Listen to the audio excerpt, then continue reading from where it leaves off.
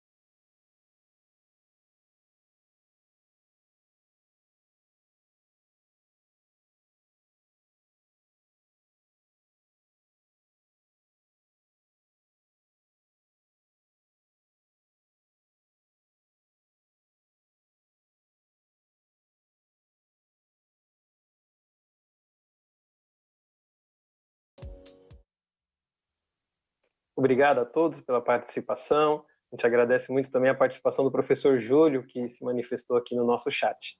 Fê, eu quero destacar aqui a colocação de 4 alunos. O primeiro deles, o Pedro Henrique, que colocou que a estética é o padrão de beleza, né? A Nicole, que fala que a estética é a beleza em si mesma, né? A Vitória, que colocou a estética como a aparência de algo, né? E, por fim, o Samuel Araújo, que trouxe a ideia de que a estética é aquilo que o ser humano vê de belo em si mesmo.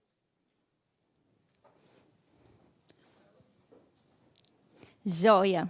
Obrigada, Marcone, obrigada a todos que participaram.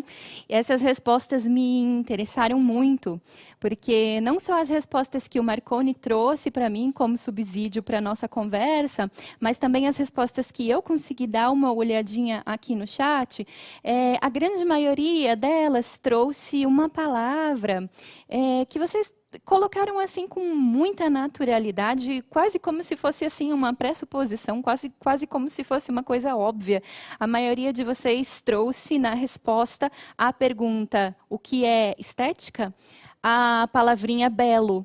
Né? É reflexão sobre o que é belo, é a apreciação do que é belo, é o padrão daquilo que é belo. Enfim, a maior parte de vocês, de alguma forma, mobilizou a ideia de beleza quando eu perguntei para vocês o que era estética. Então, vocês fizeram assim quase que instintivamente, quase que naturalmente, essa conexão entre estética e beleza. E, de fato, hoje a gente faz essa conexão assim com muita naturalidade. A gente entende beleza e estética quase como se fossem ideias indissociáveis. É quase como se um fizesse parte do outro de uma forma inerente, de uma forma que não é possível separar. Mas eu queria contar para vocês que, apesar de hoje a gente fazer essa associação entre beleza e estética de uma forma muito natural, nem sempre foi assim, né? Para a gente começar a pensar sobre estética, a gente precisa voltar. Para a gente começar a pensar, na verdade, no belo, a gente precisa voltar lá para a Antiguidade Clássica. A gente precisa voltar para a Grécia Antiga, que é o berço da filosofia, ou pelo menos da filosofia ocidental. E a gente precisa pensar um pouquinho nos primeiros filósofos, e aí a gente está falando mais especificamente do Platão. E por que a gente precisa voltar? Porque as primeiras considerações de que temos notícia a respeito da arte, a respeito do belo no mundo ocidental, elas aparecem lá na antiguidade grega clássica. E olha, gente, hoje a gente faz essa associação entre belo e entre arte de uma forma bem tranquila, mas lá na antiguidade clássica, belo e arte eram coisas assim dissociadas, eram coisas que quase não tinham relação. Para vocês terem uma ideia, nas palavras do Platão, por um exemplo, ele dizia o seguinte: olha, se eu fosse conceituar o que é belo, se eu fosse conceituar a beleza, eu diria que belo é, assim, a manifestação evidente das ideias. Vocês estão lembrados que Platão é o filósofo que apresenta para a gente a sua doutrina, digamos assim, do mundo das ideias, e ele coloca, então, o conceito de beleza dentro da sua filosofia de mundo das ideias. Então, ele diz assim, belo, sabe o que é belo? Belo é a manifestação evidente do mundo das ideias. Agora, arte, diz o Platão, bom, a arte já é um negócio totalmente separado, que não tem muito a ver com o que é belo e com o que não é belo. O Platão e outros filósofos aí da antiguidade na Grécia clássica consideravam que a arte não era mais do que uma imitação. E aí eles mobilizam um termo grego que eu tenho certeza que vocês já viram em algum lugar, que é mimesis.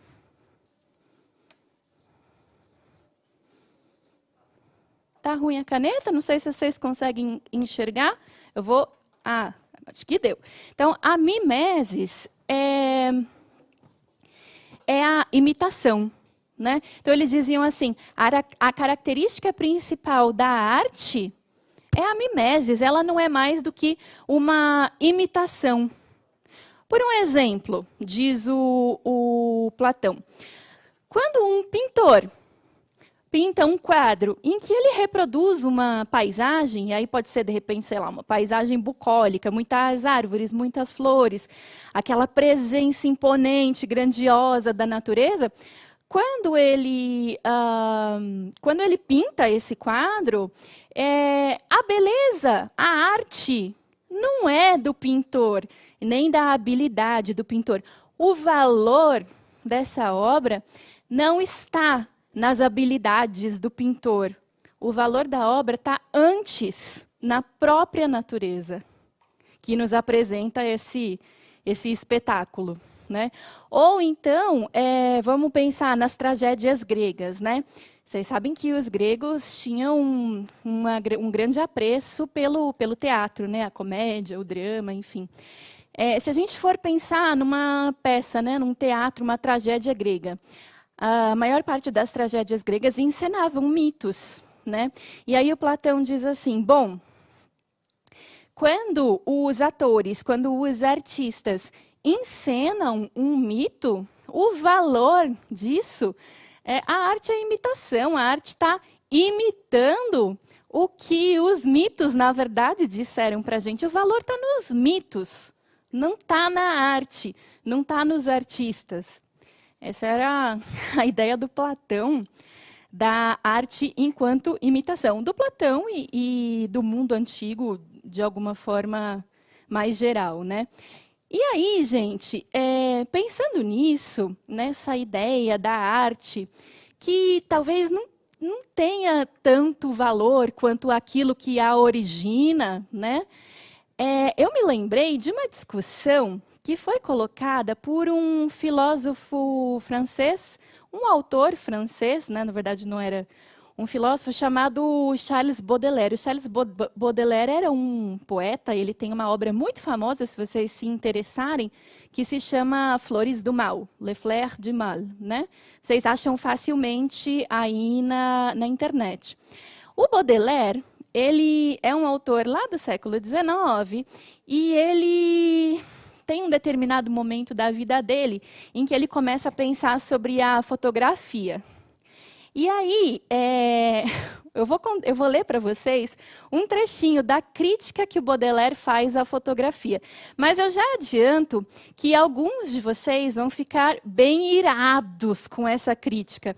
Porque hoje a gente vive um mundo em que a fotografia está presente o tempo todo, ela se espraiou, ela se popularizou de uma forma tal com a emergência da fotografia nos nossos celulares, né, que a gente quase não consegue imaginar mais viver sem a fotografia. A gente tem mídias sociais cuja única finalidade é reunir as fotografias que as pessoas tiram, né? Então, eu vou ler para vocês a crítica que ele faz à fotografia e vocês vão me dizer se não parece um pouquinho com a crítica que o Platão fazia da arte enquanto imitação, ou seja, enquanto mimeses. Beleza? Vocês vão ficar irados, vão ficar nervosos, eu já alerto quando eu começar a leitura, mas que bom se vocês ficarem irados, porque filosofia que não deixa com raiva, filosofia que não entristece, filosofia que não provoca os nossos ânimos, é uma filosofia meio furada. O Nietzsche falava, né? Eu gosto dos livros que são escritos com sangue e não com tinta, porque as palavras têm que vir das entranhas e não da cabeça. Então, eu vou ler o Baudelaire para vocês, prestem atenção e a gente já retorna. Só um instante, por gentileza, vou abrir aqui.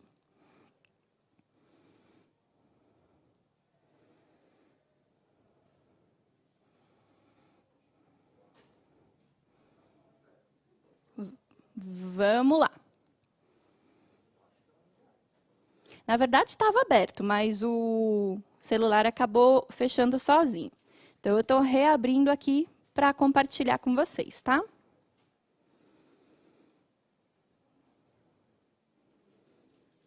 É uma pena, não vou conseguir abrir, mas vou contar para vocês. O Baudelaire dizia que a fotografia é o refúgio dos pintores fracassados. Então, ele diz assim, você que não sabe pintar direito, que não sabe muito bem combinar as cores, que não tem uma memória lá muito boa para conseguir pintar de cabeça uma determinada paisagem que você viu. E a gente sabe que muitos pintores ao longo da história se utilizaram dessa técnica da memória. Alguns preferiam ir ao local presencialmente para tentar reproduzir com a maior fidedignidade possível o que eles estavam vendo, mas outros preferiam dar esse toque especial da memória, que seria o de tentar acrescentar algumas coisas mais pessoais, aquilo que eles não se lembrassem, de que eles não se lembrassem com tanta fidedignidade, né? Então, o Baudelaire diz o seguinte: fotógrafo é pintor fracassado. Se você não consegue pintar um quadro com destreza, com habilidade, você vira fotógrafo, dizia o Baudelaire. E ele estava criticando a fotografia porque ele dizia o seguinte, mais ou menos o que o Platão dizia das artes, né? Da arte de forma geral. Você não tem nenhum trabalho artístico, você não tem nenhum trabalho adicional, a não ser o de ir lá, clicar, apertar um botãozinho e obter uma cópia, ou seja, uma imitação, uma mimesis da realidade. Talvez, dizia o Baudelaire, o único valor que a gente possa dar para um fotógrafo seja o de que ele tem, de repente, um bom olhar, ele consegue escolher bem os lugares que ele vai fotografar, mas só isso, porque todo o resto do trabalho é a realidade que faz. Então, uma determinada paisagem, eu vou lá, fotografo essa paisagem, dizia o Baudelaire. O valor dessa fotografia não está no clique do fotógrafo, não está tanto no jeito como o fotógrafo se posicionou. O valor está na paisagem, que já é bela por si só.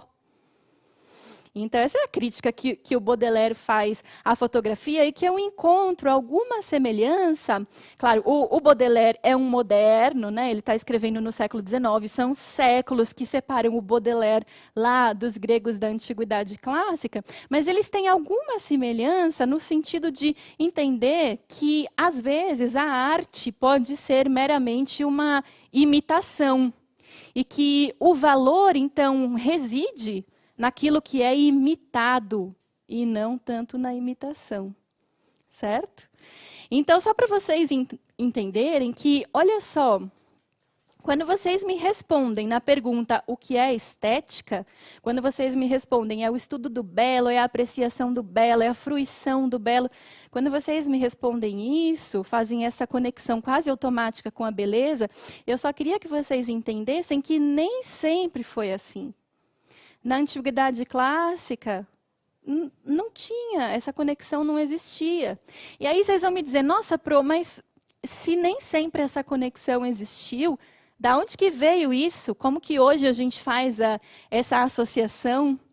Então, vou contar para vocês a respeito da pessoa que retoma, digamos assim, os estudos sobre o belo, os estudos sobre estética. Porque, muito embora o Platão e o Aristóteles lá na Grécia Antiga tenham falado um pouco sobre, tenham falado na sua chave, né, sobre arte e sobre beleza, quando o Sócrates chega e desvia o foco da atenção para questões mais éticas, né, esse tratamento filosófico sobre a estética e sobre beleza, sobre arte, acaba ficando um pouquinho deixado para segundo plano.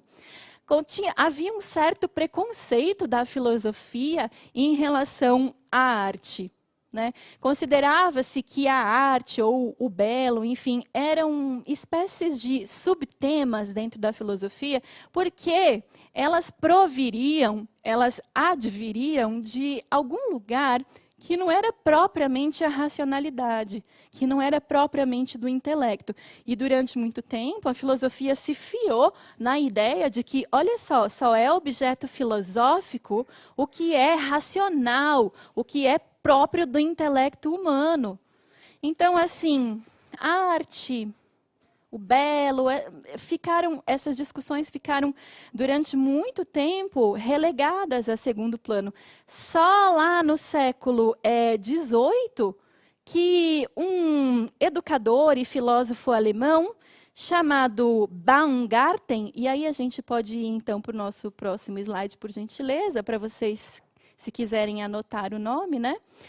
O Baumgarten, ele vai fundar uma nova disciplina, uma nova área filosófica, que é denominada estética. E interessante é que o Baumgarten, ele vai buscar esse nome estética lá da Grécia Antiga. Ele pega essa palavra aesthesis, que é a faculdade, isso é a possibilidade, a capacidade de sentir, e diz que estética é a ciência do sensível. O que é estética, então? É a ciência daquele conhecimento de mundo que a gente obtém a partir das percepções, a partir da sensibilidade. Quando a gente diz que a estética é o estudo do sensível, A gente está se referindo àquele conhecimento de mundo que a gente obtém a partir das nossas impressões, a partir dos nossos sentidos, a partir das nossas percepções. Então, o Baumgarten, lá no século XVIII, ele vai publicar uma obra que ele nomeia estética. Ele cria esse termo, na verdade, e ele diz o seguinte: a gente precisa trazer de volta a luz da percepção, da discussão, do debate, do tratamento filosófico, de novo, a ideia da beleza. Vamos conversar sobre o que é beleza, vamos discutir o que é beleza, vamos conversar sobre arte, vamos discutir o que é arte. Vamos parar com esse negócio de achar que só se presta a ser objeto filosófico aquilo que advém do nosso intelecto, e não aquilo que advém da sensibilidade, da percepção, do mundo sensível. Então, o Baumgarten, ele, digamos assim, abre um terreno, abre toda uma nova área para que outros estudiosos possam vir depois e já encontrando uma nova disciplina, que ele chama de filosofia estética, que, se não já propriamente consolidada, vai se consolidando a partir dessa abertura de caminho e dessa retomada da relevância, da importância do que é belo, do que é arte, dentro do campo filosófico. Né? Um dos que entram essa seara que é aberta pelo Baumgarten é um filósofo alemão chamado Immanuel Kant. O Kant, bom, eu tenho certeza que alguns de vocês já ouviram muito falar. E o Kant, ele tem algumas semelhanças com o Baumgarten no entendimento, né, do que é belo e do que é arte. Mas o Kant, ele dá um passinho além do que o Baumgarten tinha feito, porque ele introduz nas discussões filosóficas sobre estética uma coisa que ele chama de juízo estético. E o que é o juízo estético? Bom, ele tá assim, pode ser resumido na frase: isso é belo. Quando eu olho para uma coisa e falo isso é belo, eu estou, na verdade, segundo Kant, tentando expressar em palavras o sentimento de prazer que aquela coisa me causa ou me causou. Né? O que eu espero quando eu digo isto é belo? Quando eu faço, né, o gesto de apontar para uma coisa e nomeá-la como bela. Eu espero que outras pessoas concordem comigo. Eu espero que outras pessoas possam experimentar o mesmo prazer que eu experimento quando eu olho para alguma coisa que me causa essa sensação. E, sabe, gente, essa sensação do juízo estético, né, de dizer isto é belo, é uma sensação que a gente tem muitas vezes no decorrer da nossa vida. E que depois a gente denomina como sensação do sublime, uma sensação de estar diante de alguma coisa que é quase inominável, tanto que aquilo nos toca de alguma forma que a gente não sabe muito bem como expressar em palavras. Isso acontece quando a gente ouve uma música que nos toca sobremaneira, quando a gente se depara com uma obra de arte que tem um efeito poderoso sobre nós, essa experiência do sublime, né? E aí, depois, então, quer dizer, o Baumgarten e o Kant, na modernidade, eles juntam, de novo, o belo e a arte, que tinham sido separados lá na Antiguidade Clássica. Né? Eles juntam, eles dizem, se a gente quer falar sobre arte, a gente tem que falar sobre o que é o belo, como as pessoas entendem o que é belo. O belo é universal? Uma coisa que uma pessoa julga belo, será que a outra também tem que julgar? Existe alguma espécie de beleza universal? Existe algum objeto no mundo que seja unanimemente belo? que se você colocar diante de uma pessoa, diante das 8 bilhões de pessoas que existem no mundo, todas elas apontarão, farão o juízo estético do Kant, dizendo, isso é belo? Será que existe essa universalidade da beleza? Isso tudo é discussão, é objeto da discussão filosófica. Até hoje, porque as mais variadas respostas podem ser dadas para essas questões, para essas perguntas. Mas o que a gente precisa ter em mente é que na modernidade, no século XVIII, a gente finalmente junta a discussão sobre beleza e a discussão sobre arte, que tinham andado separadas. E que, na verdade, nem tinham andado muito, porque elas estavam assim relegadas a segundo plano no âmbito da filosofia, né? Havia um preconceito, não se discutia o que era arte, não se discutia o que era beleza. Preferia-se prender-se a conceitos mais abstratos, mais duros, digamos assim, né? E aí, depois da modernidade, quando a gente vai chegando, vamos nos aproximando do nosso momento atual, a gente tem o que se chama de pensadores contemporâneos, filósofos contemporâneos, que vão aí dando alguns passos mais à frente. Daí eles vão dizer o seguinte, ó, a gente vai pensar estética, tá, beleza, só que assim, estética não é só o que é belo. Estética não é só o estudo do belo, o estudo, né, do que se considera belo. Eu posso fazer estética, por exemplo, pensando em alguns tipos de arte que hoje, segundo os valores que a gente tem hoje, nem seriam consideradas belos, mas não deixam de serem considerados arte, né? E aí, para a gente pensar um pouquinho sobre isso, eu quero convidar vocês a fazer comigo um tour virtual. É um tour que nós aqui da Secretaria da Educação, muito humildemente, pedimos autorização do Ministério da Cultura da França para conseguir mostrar para vocês. Esse tour que a gente vai fazer, que eu vou pôr na tela para vocês daqui a pouquinho, ele vai acontecer em uma caverna que fica na região de Chauvet, no sul da França. Essa caverna, gente, ela foi descoberta no ano de 1994 por alguns espeleólogos. Sabem o que é espeleologia? É o estudo das cavernas e das grutas, né? Então, essa caverna de Chauvet, ela foi descoberta em 94 por alguns espeleólogos que estavam passando ali por aquela região. E logo uma universidade foi avisada da existência daquela caverna. E aí, gente, os franceses, eles enlouqueceram, porque eles encontraram ali dentro pinturas que datavam de 36 mil anos atrás.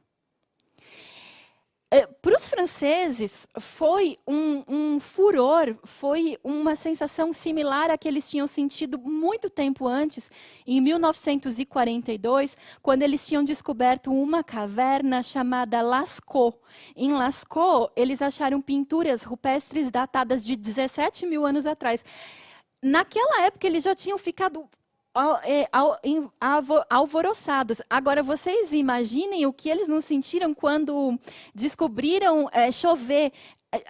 As pinturas de Chauvet, elas têm o dobro da idade das pinturas de Lascaux. Vocês imaginem como não foi recebida essa notícia pela universidade e pela sociedade francesa em geral. E aí, essa caverna, ela está disponível para a gente visitar, fazer um tour virtual. E eu quero convidá-los, então, a fazer esse tour virtual comigo. Tudo bem? Eu acessei aqui o site do Ministério da Cultura francês. Vou pôr aqui na tela. Olha, no site, não sei, já está aparecendo para vocês. No site do Ministério da Cultura francês, a gente tem, então, a visita guiada dentro dessa caverna.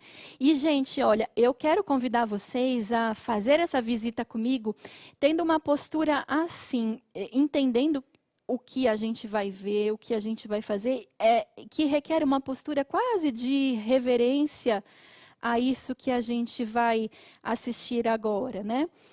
Então, a gente está aqui na visita guiada, a gente está bem na entradinha da caverna, que é chamada painel de Palm Points, né?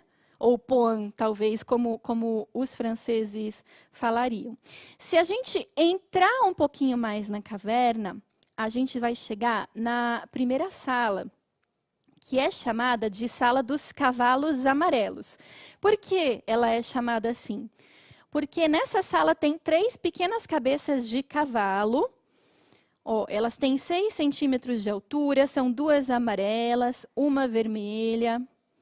Elas são pontilhadas. Gente, pensa, 36 mil anos atrás eles já tinham descoberto corante. Então, corante vermelho, corante amarelo, que eles retiravam das pedras, né? O vermelho retirado da hematita e o amarelo retirado da goetita. Se a gente entrar mais na caverna, a gente chega aqui, na sala que é chamada de Sala dos Pingentes. Nessa sala aparece o desenho de uma coruja. Como que essa coruja está colocada? O corpo, ele é visto assim, a coruja está pintada na parede assim, com o corpo visto de trás e tem umas linhas verticais desenhadas como se fossem assim as penas das asas da coruja. Não sei se eu consigo colocar aqui melhor para vocês verem.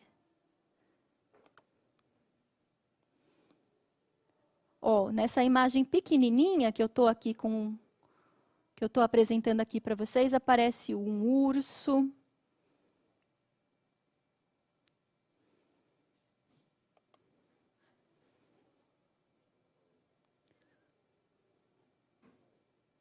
Nessa outra sala, é um tour virtual, tá vendo? Eu posso mexer, eu posso ver a parte de cima. Vejam aqui, vejam se vocês conseguem reconhecer quais animais estão desenhados aqui. Logo batendo o olho, assim, sem me deter muito, eu consigo ver um touro, vários touros, em diferentes posições. Vejam, alguns olhando para o lado direito, outros olhando para o lado esquerdo. Dá até uma impressão de movimento. Alguns touros parece que estão correndo. Até a impressão de movimento eles conseguiram causar 36 mil anos atrás. Vejam aqui esse mamute. Será que eu consigo me aproximar dele? Opa! Será que eu consigo me aproximar do mamute para mostrar para vocês? Gente, se vocês quiserem fazer esse tour em casa, é só entrar no site do Ministério da Cultura da França. É aberto para qualquer pessoa que quiser ver, tá? Aqui são fezes de lobo que acabaram fossilizadas, né? E a ciência já chegou num tal ponto que eles pegaram esses excrementos de lobo, fizeram o genoma, né, sequenciamento genético, e perceberam que era uma espécie de lobo de mais de 30 mil anos atrás. E ficou ali o excremento, então, fossilizado dentro dessa caverna. Aí a gente chega numa outra sala. Olha, aqui eu consigo ver também alguns animais, outras marcas. Vejam essas pinturas aqui, em outra sala. Pinturas de animais também. Aqui, já quase chegando no fundo da caverna, aqui já quase chegando no fundo da caverna, é a sala dos fundos, né? Porque é quase a última sala, cada ambiente da caverna é chamado de sala, né? Já quase na última sala a gente encontra também uma sequência de animais, e aqui tem outros animais. Olha, se vocês prestarem bem atenção, dá para ver lobo, Dá para ver um ser que parece um pouquinho com um hipopótamo. Alguns parecem renas. Tem várias espécies de animais representadas aqui. Logicamente, as espécies de animais com as quais os seres humanos conviviam naquele momento. Na última sala, então, a gente encontra... Opa! Aqui, deixa eu ver se eu consigo pôr para vocês, que às vezes o comando fica um pouquinho dificultado. Olha, aqui na parede oposta à qual a gente estava vendo, a gente encontra também algumas figuras menos detalhadas, olha. Parece um leão, algumas figuras menos detalhadas. Esse tour vocês conseguem fazer no site do Ministério da Cultura da França com muito mais detalhe do que a gente fez aqui. A minha ideia era mostrar para vocês a beleza dessas pinturas.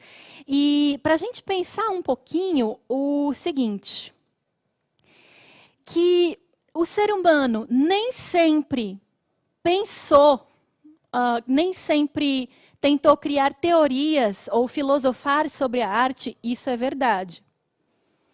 Mas que o ser humano não tenha sempre, desde os primórdios, feito arte, isto é mentira. E a gente viu aqui, lá em Chauvet, na França, pinturas de 36 mil anos atrás, detalhadas, riquíssimas, com impressão de movimento, traços grossos, traços finos, cores. É impossível admitir a afirmação de que o ser humano nunca ou não fez arte sempre. O ser humano nem sempre teorizou a arte, isso é verdade. Mas fazer arte, o ser humano sempre fez. Eu queria deixar vocês, então, com uma última reflexão, vou colocar aqui na tela para vocês, para a gente pensar um pouquinho. Olha, hoje a gente denomina a nossa espécie de Homo sapiens. Homo sapiens, a gente foi buscar essa designação lá no latim, né? O homem que sabe, o homem sábio. Aliás, hoje, na verdade, a gente não é nem mais Homo sapiens, a gente já é o Homo sapiens sapiens, que é o homem que sabe, né? E essa designação, ela coloca muita ênfase na nossa racionalidade. Será que a gente não poderia começar a pensar na possibilidade de que, em vez de sermos Homo sapiens, nós pudéssemos também ser designados como Homo spiritualis? Por que eu pergunto isso para vocês? Porque, certa vez, um antropólogo francês, conversando com um aborígene australiano, chegou para esse aborígene e perguntou assim, vendo a arte que ele estava fazendo, falou assim, escuta, como é que você faz para fazer isso aí? E aí esse aborígene respondeu assim, mas eu não sei, porque não sou eu que estou fazendo, é o meu espírito que está fazendo. Não está vindo do meu cérebro, está vindo do meu espírito. Então, essa é uma provocação com a qual eu queria deixar vocês, um pouquinho pensar dentro da filosofia essa oposição entre Homo sapiens e Homo spiritualis. Caminhando para o fim da nossa aula, então, eu deixo vocês com duas indicações.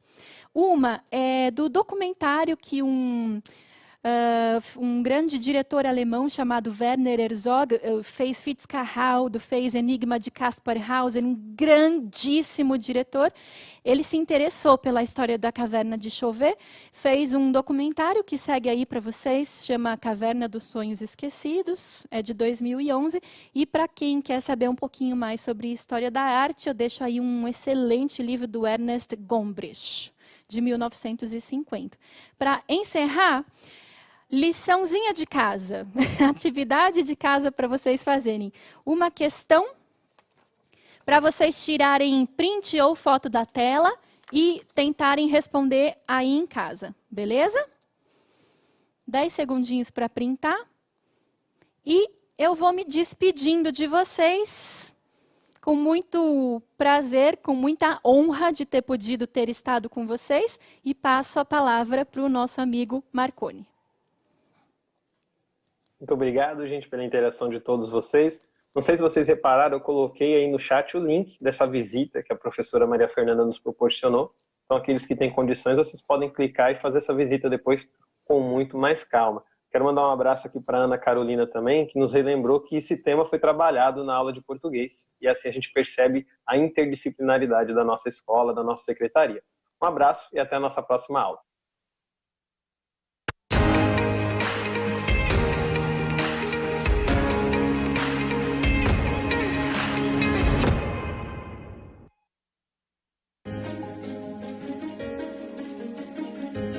A escola pode estar distante, mas as aulas não.